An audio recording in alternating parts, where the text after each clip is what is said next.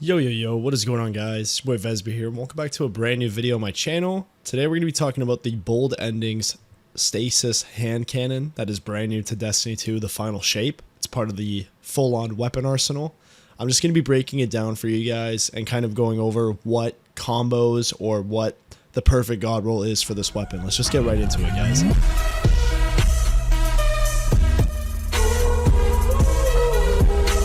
Alright, so when looking at our masterworks here for this weapon, you do got stability, range, handling, and reload. By far the top two that stand out to me would be reload and range.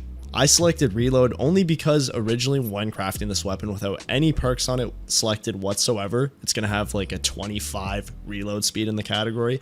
So it's kind of weak. And I mean, the range already is at like a 60.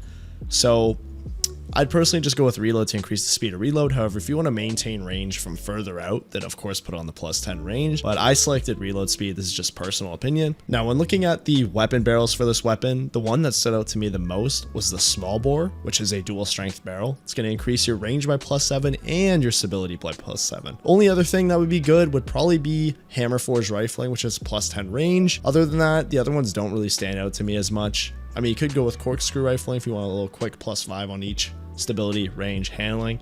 But I mean, the one that stood out to me by far was small bore. Now, when looking at magazines, we do got three great choices here. We got accurized rounds, we got tactical mag, and flared magwell. Those are all three great choices you can choose. Personally, I went with tactical mag because I want a little increase in the magazine. I also want the reload speed and stability. Reason I want more magazine is because this gun is a burst hand cannon, and I find I run out of ammo pretty quick. So adding that and the reload speed just kind of helps a lot and balances the gun much better. Another thing I forgot to mention as well is for the weapon mods, I'd put on backup mag. It's just going to increase the overall magazine even more, so you could just keep firing this weapon without the stress of having to reload it constantly. Now, for our first enhanced trait category, we don't really got too many great choices here. By far, the one that stood out to me the most was Headstone, which precision final blows spawns a stasis crystal at the victim's location. Other than that, I mean, you could go with Strategist, which final blows will just give you class ability quicker. So if you're a Hunter, Titan, Warlock, no matter what you are, this is just great to have on.